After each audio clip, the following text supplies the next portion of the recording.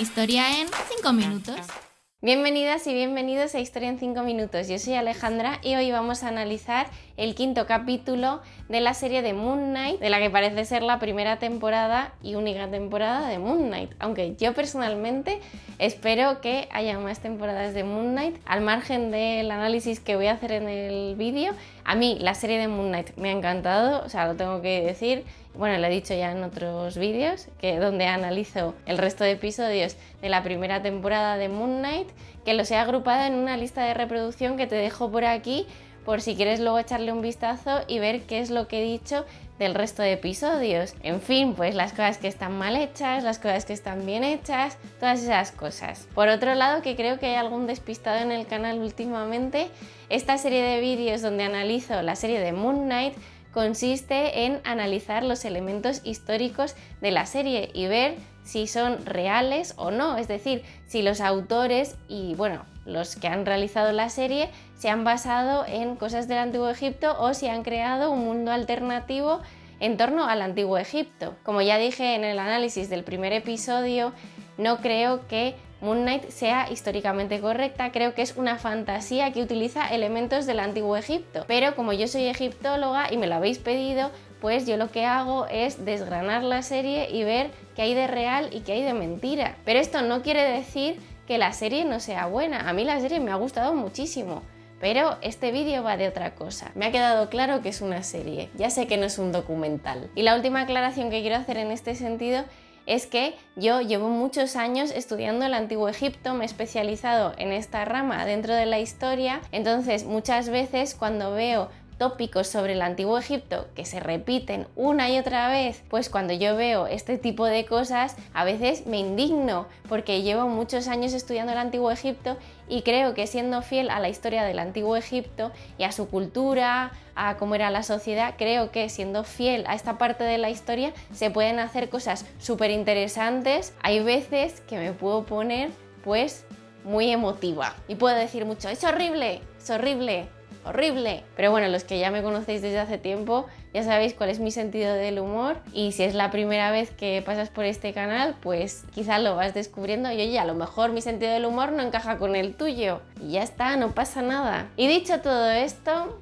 vamos a empezar con el análisis del capítulo. Sobre Taweret o Tueris ya hablé en el análisis del capítulo 4 de la serie de Moon Knight, así que no voy a volver a repetir lo que ya conté sobre Taweret y te dejo por aquí el vídeo del cuarto episodio para que vayas a verlo después. Además, abajo en descripción estoy dejando los capítulos por si te apetece ir directamente a una parte en concreto, pues le das ahí y vas a la parte donde lo cuento. Simple y sencillo. Pero sí que quiero hacer un apunte sobre Taweret en este capítulo y es que Taweret no es una diosa psicopompa, es decir, no es una diosa que acompaña a los difuntos y a las difuntas al más allá. En ningún momento aparece Taweret acompañando a ningún difunto al más allá, al tribunal de Osiris. Esto no es así y es algo que encontramos en la serie de Moon Knight, que Taweret aparece como una diosa psicopompa. Por tanto, el hecho de que acompañe a Steven y a Mark no es históricamente exacto. En cuanto a la aparición de Taweret al principio del capítulo, quiero apuntar una última cosa, y es que en el Antiguo Egipto los libros no tenían el formato libro tipo códice que conocemos hoy en día, sino que tenían otro formato y era el formato de rollo de papiro. No tenían el formato de estos libros, no. Estos libros escritos en papiro se desenrollaban y se iban leyendo pues de un lado a otro y podían estar divididos por columnas y podían tener viñetas en muchas ocasiones, pero en ningún caso tenían este formato, sino que tenían formato rollo. Y es que en la serie Taweret coge un rollo de papiro y lo desenrolla para leerlo, hasta ahí todo bien. Pero de repente descubrimos que en su mano lleva varios folios de papiro que va tirando al suelo. Por lo tanto, no tiene un rollo de papiro, que sería lo habitual en Egipto, sino que lleva folios de hojas de papiro, que es algo muy actual. Y es una pena porque realmente empieza muy bien la escena cuando tiene el mini rollito de papiro y lo desenrolla, pero al final terminan metiendo un elemento que no es egipcio. Pero ya, bueno, vamos a dejar atrás a Taweret y vamos a analizar otros elementos de la serie. Y el siguiente elemento que quería analizar era la consulta de Arthur Harrow. Y es que en esta escena Arthur Harrow, que aparece como el malo malísimo de la serie, se muestra como el psiquiatra que está atendiendo a Mark. Y en su consulta encontramos varios elementos egipcios. Por ejemplo, vemos una cabeza de cocodrilo con un disco solar, una estatuilla de lo que parece ser un dios cocodrilo y también unos vasos cánopos que están detrás de Mark. Y la verdad es que mola un montón ver que en su consulta hay estos elementos egipcios que al final es lo que está uniendo a Mark, a Steven y a Harrow. Y ahora me voy a adentrar en el maravilloso mundo de la barca que aparece en la serie, que aquí hay bastante que comentar. Hay mucha tela que cortar. En líneas generales me ha gustado, tiene muchos elementos que son egipcios, pero como pasa con el resto de la serie, se lían a meter elementos egipcios, hacen así, los sueltan y sí, hay muchos elementos egipcios, horror vacui a tope, pero hay algunas cosas que encajan y otras que no. Y otras que podrían ser y me han gustado, pero que realmente no las encontramos en la iconografía egipcia tradicional. En primer lugar, al hablar de la barca, quiero hablar del tema del juicio de Osiris.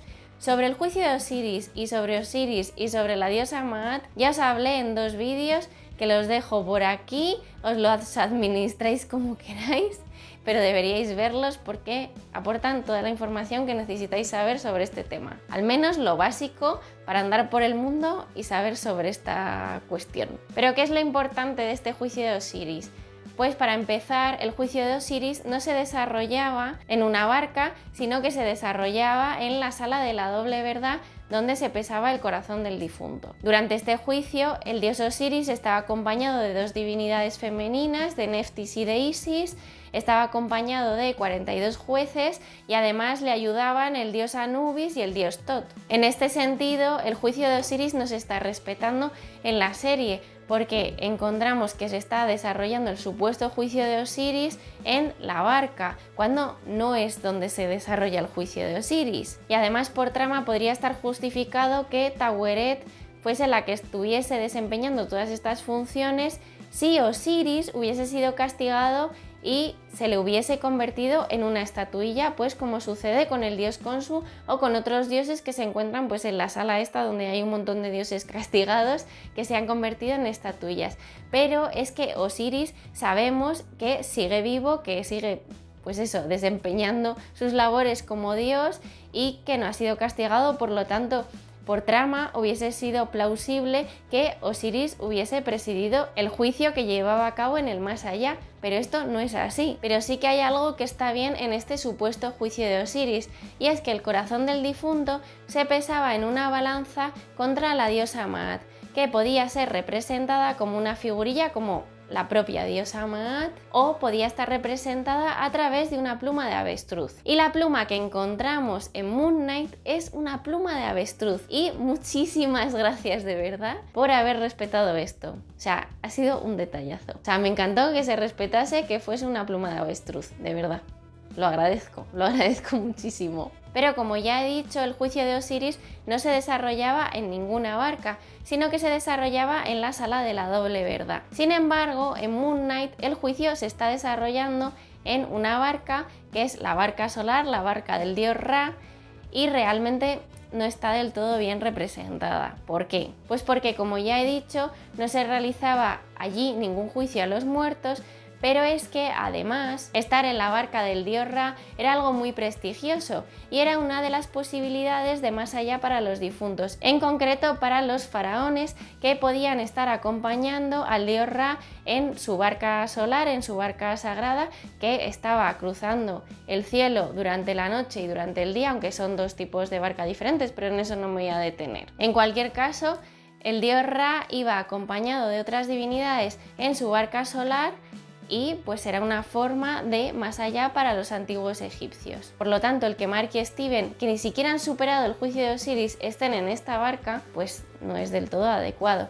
suponiendo que es la barca del dios Ra, que es lo que apunta la serie, que sea la barca solar. Pero bueno, sí que es posible que a lo mejor sea otra barca, pero es que a mí lo que me pide el cuerpo dentro de este contexto es que sea la barca del dios Ra. Otro elemento que es súper interesante es el hecho de que la barca vaya por tierra. Durante estas horas el dios Ra en su barca y acompañado de una serie de dioses visita el territorio de Lamduat y supera una serie de problemas que se le presentan. Durante algunas de estas horas el dios y su barca pasan por zonas de tierra y algunas zonas peligrosas. Pero bueno, ya saliendo de la mitología egipcia y entrando en costumbres egipcias, sí que está atestiguado que en algunas ocasiones se sacaban las barcas del río y se arrastraban por tierra, principalmente en las zonas de las cataratas del río Nilo, porque eran de difícil navegación, básicamente. Además, durante la noche, la barca podía sufrir ataque de fuerzas malignas con las que se iba encontrando, y entonces los dioses que acompañaban al dios Ra ayudaban a la derrota de estas fuerzas. En este sentido es adecuado este ataque, pero en ningún caso eran como se representa en la serie, que suben y les atacan cual zombies. Ahora mismo me estoy imaginando una manifestación de zombies unidos en contra de las representaciones de momias egipcias tipo zombie, en plan protesta. Y ahora os voy a hablar del templo de Khonsu. Vamos a abrir ese melón también. Ya he dicho varias veces que no me gusta nada la representación de Khonsu en la serie. Lo siento mucho, o sea, sé que hay muchos fans de Marvel que dicen no, pues es que es más adecuado por esto y por lo otro. Sí, vale, muy bien. Pero realmente el dios Khonsu no era así. Y oye, pues hubiese sido un detallazo representarlo al estilo egipcio, porque además creo que hubiese quedado bastante bien. Entiendo que es un recurso artístico de Marvel, pero sinceramente no está bien, lo siento mucho. En cuanto al templo, no cumple al pie de la letra las características básicas de un templo egipcio, que sobre las características de los templos egipcios ya os hablé en otro vídeo que os dejo también por aquí, y oye, echadle un vistazo porque explico cómo eran los templos egipcios. Tengo que decir que la fachada del templo sí que cumple con las características básicas de los templos egipcios, porque encontramos los dos pilonos de entrada, la gola egipcia, su entrada típica. Entonces, en este sentido, la fachada sí que encaja con un templo egipcio.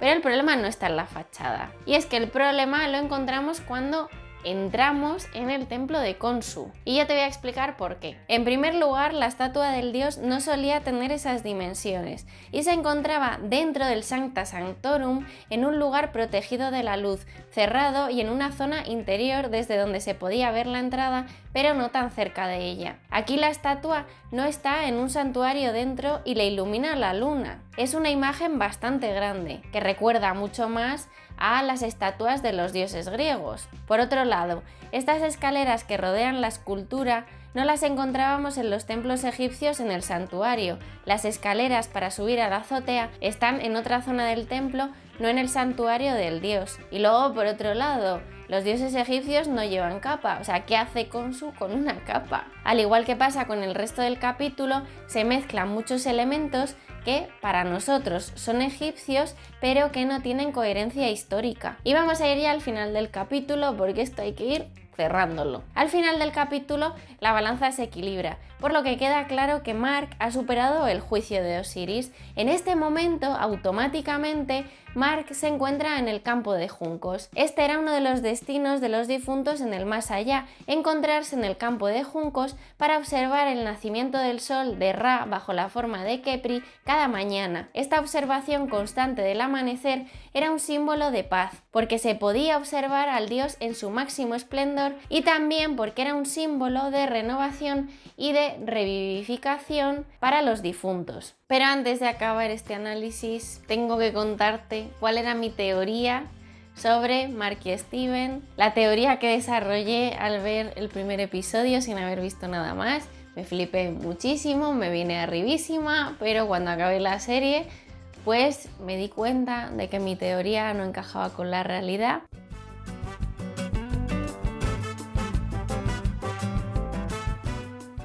Bueno, para entender esta teoría quizá deberías ver el vídeo que tengo sobre los espíritus del más allá, porque ahí explico cuáles eran los espíritus del más allá y del más acá para los antiguos egipcios. O sea, los egipcios creían que una persona tenía varios espíritus, no solo uno, no creían en la existencia simplemente de alma y cuerpo, como sucede en el pensamiento judeocristiano, que es la tendencia, pues solo hay dos elementos, alma y cuerpo. Pues los egipcios no creían en esto, creían que había varios espíritus, además del cuerpo, porque el cuerpo seguía siendo importante. Entonces, sobre esto hablé en otro vídeo, que igual lo dejo por aquí, aunque abajo en descripción también voy a dejar los links a todos los vídeos del canal que recomiendo que están relacionados con este tema, por si le queréis echar un vistazo. Ten en cuenta que yo estaba relacionando el problema de Steven y de Mark con el antiguo Egipto. Entonces yo, para desarrollar mi teoría, me inspiré en el antiguo Egipto. O sea, eso para empezar. Mi hipótesis era que el cuerpo era de Steven era una persona, ¿vale? Y el dios Khonsu había conocido a Mark cuando se estaba muriendo y entonces, o bueno, cuando ya estaba muerto, y entonces lo que había cogido era su espíritu Ba y se lo había pasado a Steven. En el cuerpo de Steven había dos Bas. Uno que era el suyo, o sea, su propio espíritu, el espíritu de Steven, y el espíritu de Mark, que en realidad era de uno de por ahí, que no conocía de nada y que el dios Khonsu pues se lo había plantado ahí. Entonces el problema venía cuando en un mismo cuerpo tenían que convivir dos espíritus, de una persona que seguía viva, que era Steven, y de una persona muerta, que era Mark. Pero claro, ¿qué pasa? Que esto luego realmente no es así, porque en este capítulo se descubre que Mark y Steven son la misma persona y se descubre que Mark tiene un trastorno de identidad disociativo. Entonces, cuando vi que mi teoría no se sostenía por ningún lado, porque no se sostiene, aunque me gustó el razonamiento, pero creo que los creadores no llegaron a este nivel de friquismo con la cultura egipcia, pues una vez que yo me di cuenta de que yo no estaba en lo cierto, me puse a investigar sobre qué idea tenían los antiguos egipcios sobre la salud mental y las enfermedades mentales. Y entonces me puse a investigar por si por ahí había alguna explicación de la relación del Ba con las enfermedades mentales. En fin, me puse ahí un poco a investigar y realmente no encontré vinculación hasta donde llegué en mi investigación, pero sí que me molaría muchísimo hacer un vídeo sobre enfermedades mentales en el antiguo Egipto, aunque me va a llevar tiempo porque tiene tela el tema. Y eso, así que lo haré en el futuro y ahí os dejo. En fin, que ya sabes, si quieres que YouTube te avise cuando suba nuevo vídeo o cuando suba este vídeo sobre la salud mental y las enfermedades mentales en el antiguo Egipto, pues oye, dale a la campanita, además de suscribirte, porque así YouTube te avisa cuando hay vídeo nuevo, no solo te lo sugiere, te haces así pim pim cuando entras en YouTube y pum, ahí, vídeo nuevo. Ahí lo dejo. Entonces, bueno, eso. Que si te ha gustado el vídeo, dale like, suscríbete y nos vemos pronto en otro vídeo de Historia en 5 minutos. ¡Hasta luego!